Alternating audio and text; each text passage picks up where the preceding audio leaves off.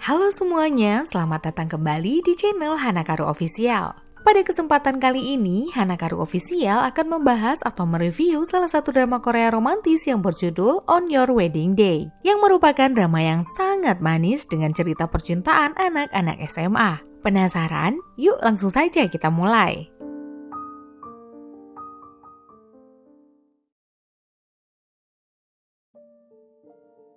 Ceritanya dimulai pada seorang murid bernama Hang Woyeon yang selalu berkelahi di sekolah.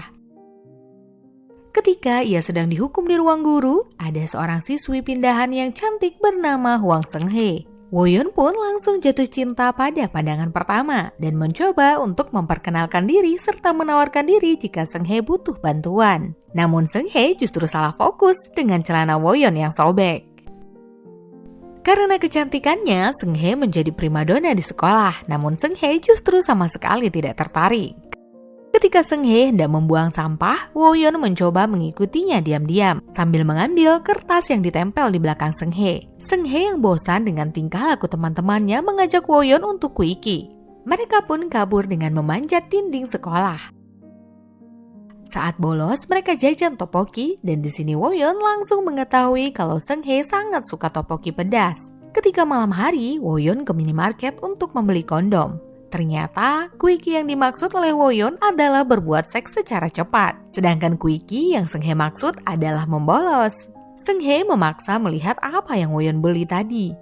Dan secara tidak sengaja dia langsung menampar Woyeon. Seung-hae kemudian menertawakan Woyeon. Bahkan keesokan harinya, Seung-hae masih meledek Woyeon perkara kuiki. Ketika jam istirahat, saat Seung-hae balik ke kelas, ia melihat Taiki menaruh boneka di mejanya. Ia merasa muak dan memilih untuk pergi. Di jalan, Seung-hae melihat Woyeon sedang berkelahi dengan temannya, tapi ia mengabaikannya. Seung-hae mencoba memanjat dinding dengan kursi yang ditumpuk, namun ia malah terjatuh dan beruntung ditangkap oleh Woyeon. Seperti hari sebelumnya, mereka juga membolos dengan jajan topoki pedas. Saat sedang makan, Taiki lewat dan Woyeon berkata jika Seung-hae mengatakan mereka pacaran, Taiki tidak akan mengganggunya lagi. Jika Seung-hae bersedia, Woyeon juga berjanji akan berhenti berkelahi. Taiki menghampiri mereka dan saat melihat Woyeon, Taiki mencoba memukulnya, tapi Seung-hae menghalangi sambil mengatakan Woyeon pacarnya. Taiki pun kini semakin kesal dengan Woyeon. Keesokan harinya saat mereka makan siang bersama, Woyeon dilempari susu oleh Taiki, namun ia tidak melawan dan merasa keren karena melindungi Seung-hae sambil membersihkan cipratan susu pada wajah Seung-hae.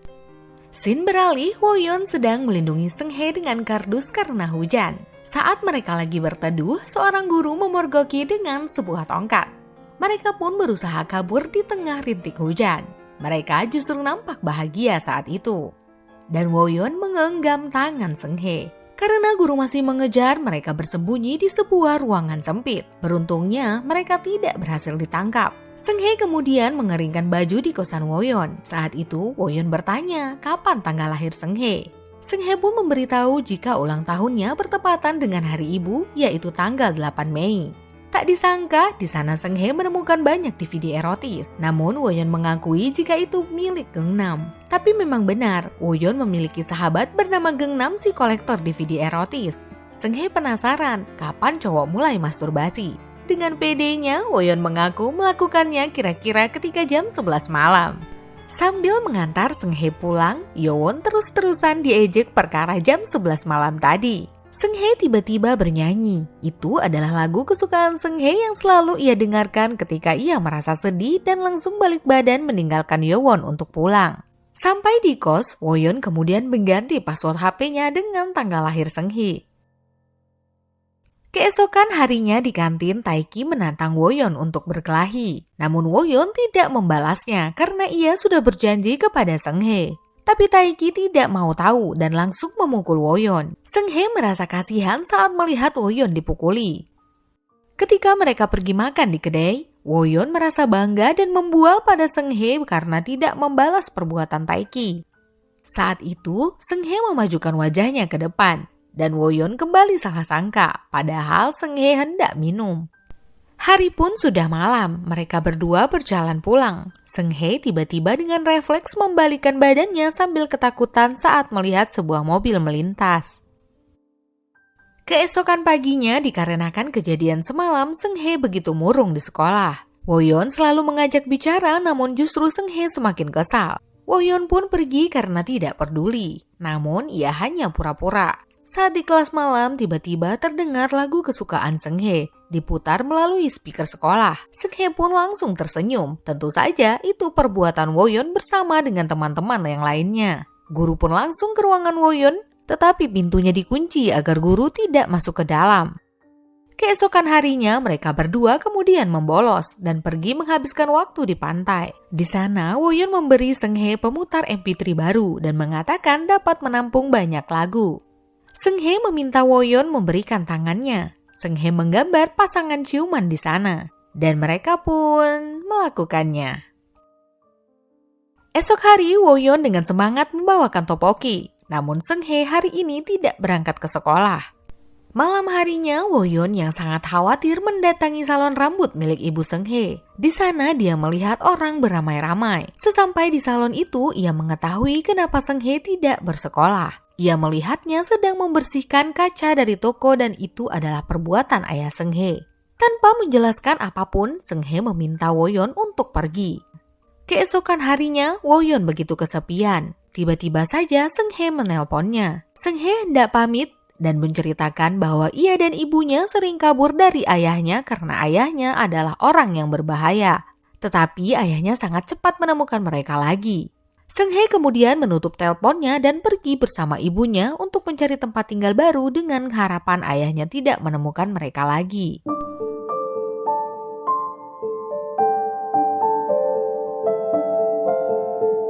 Waktu sudah berjalan cukup lama. Kini Woyeon sudah lulus sekolah. Ia bekerja sebagai penjual ayam goreng karena menurutnya dia tidak pintar untuk belajar. Namun semua itu berubah ketika ia melihat brosur Universitas Seoul yang dibawa oleh Geunam temannya. Woyeon menemukan sesuatu. Dengan menggunakan pembesar, ia melihat Seung-hae ada di brosur tersebut. Woyeon kemudian meminta izin ke orang tuanya untuk masuk universitas yang sama dengan Geunam dan Seung-hae. Ayah dan ibunya yang paham bagaimana anaknya hanya tertawa ketika mendengar Woyeon akan mendaftar di Universitas Seoul. Namun, Woyeon benar-benar berubah. Agar bisa sekampus dengan Seung-hae, ia bahkan sengaja memasang foto Seung-hae agar termotivasi untuk belajar. Akhirnya, Woyeon lulus tes masuk Universitas Seoul. Di hari pertama kuliahnya, ia mencari keberadaan Seung-hae ke banyak tempat dan menemukannya. Seung-hae pun sangat senang bertemu dengan Woyeon sambil berlari memeluknya.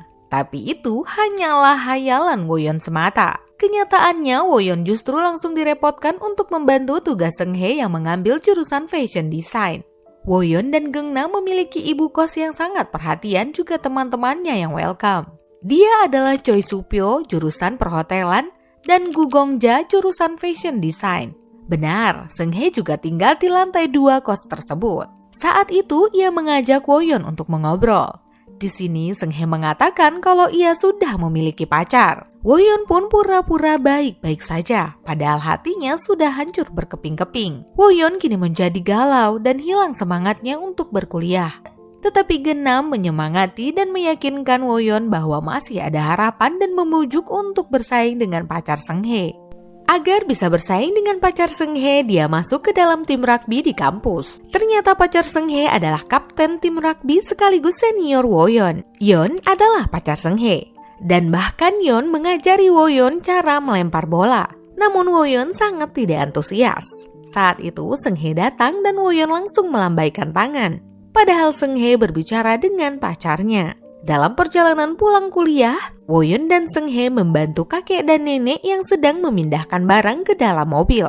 Malam hari ketika di kos, Woyeon bersama teman-temannya meminjam saluran wifi Seung-hae untuk menonton film-film dewasa bajakan ramai-ramai. Tiba-tiba polisi mengetuk pintu kamar mereka. Kemudian Woyeon dan Seung-hae lah yang dibawa. Geunam dan yang lainnya pun menyimpulkan jika polisi melacak alamat IP laptop Woyeon yang digunakan untuk menonton film tersebut.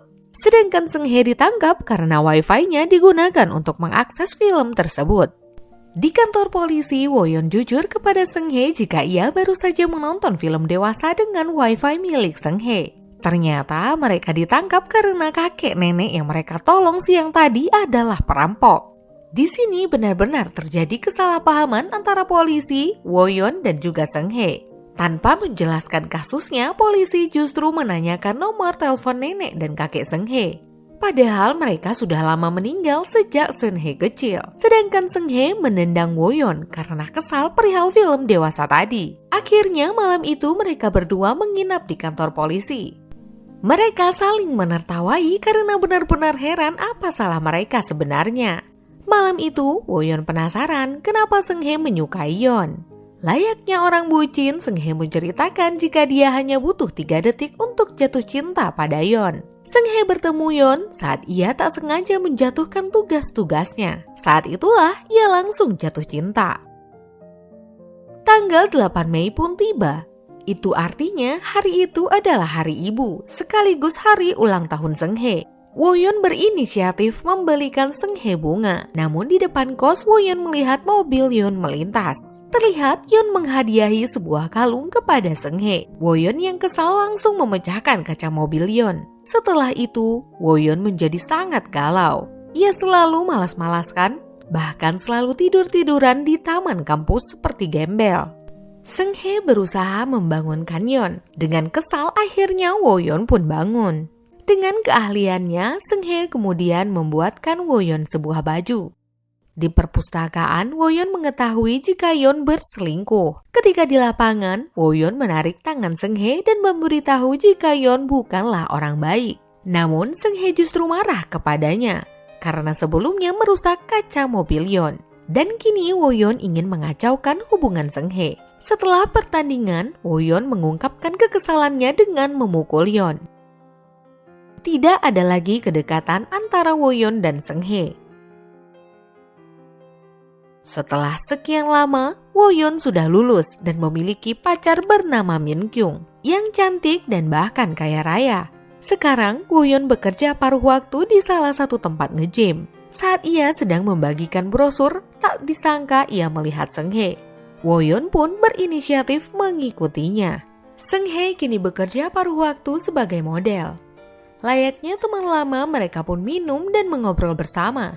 Seung Hae mengetahui Yeowon sudah memiliki pacar, sementara Seung Hae meminta maaf karena dulu tidak percaya perkataan Woyon tentang Yeon, yang tak lain adalah mantannya. Di sana, Yeowon mengatakan bersedia menjadi supir sementara Seung Hae ketika syuting untuk mengganti teman Seung Hae yang tidak bisa. Yeowon melihat bagaimana susahnya pekerjaan Seung Hae. Saat pulang, Yeowon menyarankan Seung Hae untuk menjadi desainer saja, yang merupakan cita-cita Seung Hae sejak dulu. Seung Hae pun kembali melihat gambar-gambar yang dulu dia buat.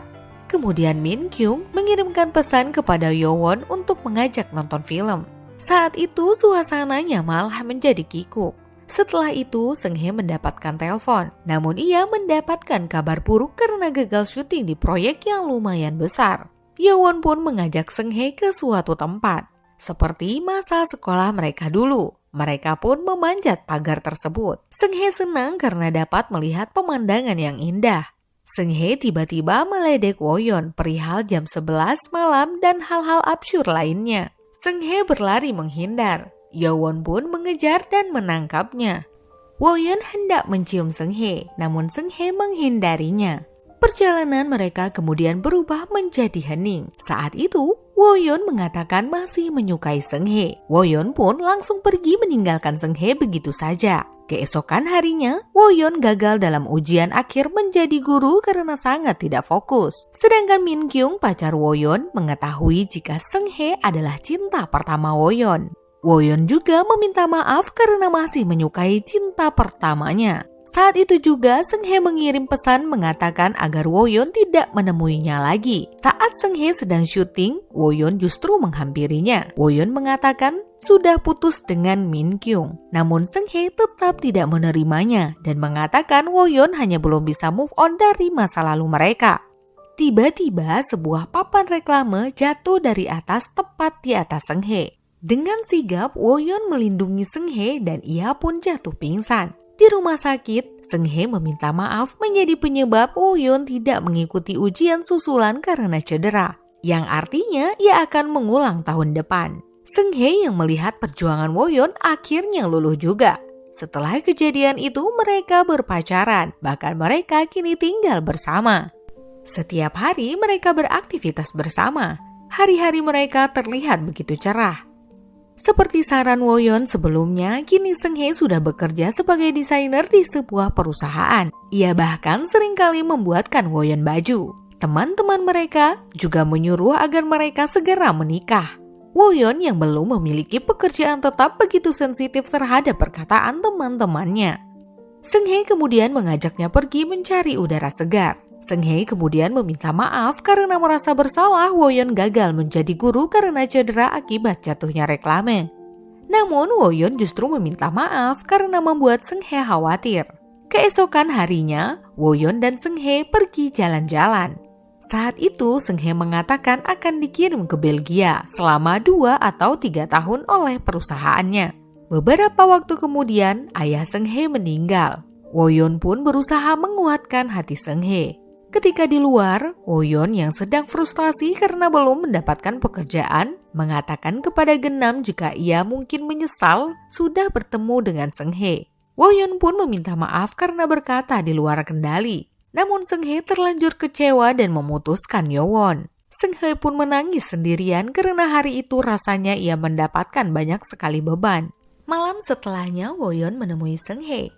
Seung-hae sedang mendengarkan lagu kesukaannya dengan musik box yang dulu diberikan oleh Woyeon. Woyeon meminta maaf tentang perkataannya dan berjanji akan segera mendapatkan pekerjaan. Sedangkan Seung-hae memutuskan untuk pergi ke Belgia. Woyeon tentu saja menyetujuinya dan akan tetap menunggunya. Namun ia melihat Seung-hae sudah tidak memakai cincin pasangan mereka lagi. Seung-hae pun pergi meninggalkan Woyeon. Waktu berjalan cukup lama. Woyeon sudah menjadi guru olahraga tetap di sebuah sekolah menengah. Karena bosan dengan materi, murid-muridnya selalu meminta Woyeon menceritakan tentang cinta pertamanya di sela-sela pelajaran. Saat di lapangan, Woyeon mengambilkan bola untuk murid-muridnya. Tiba-tiba ia melihat seorang yang datang. Adalah Seung-hae. Seung-hae pergi ke sekolah Woyeon untuk memberikan undangan pernikahan. Seperti biasa, Woyeon tidak pernah berubah. Ia menutupi lukanya dengan mengucapkan selamat kepada Seung-hae. Malamnya, Woyeon menghabiskan waktunya untuk minum-minum bersama teman-temannya. Woyeon pun memutuskan mengajak teman-temannya pergi memancing di tengah danau agar bisa melupakan sedikit rasa sakitnya. Malam itu, Woyeon tidak sengaja menemukan gambar yang digambar Seung-hae untuk Woyeon ketika mereka berpacaran dulu. Woyeon menangis saat menatap gambar itu. Ia terjaga hingga pagi hari. Dan saat itu juga Woyeon tiba-tiba berubah pikiran. Ia memutuskan datang ke pernikahan Seung-hae. Seung-hae begitu cantik di hari pernikahannya. Woyeon datang bersama teman-temannya dan menyusun strategi.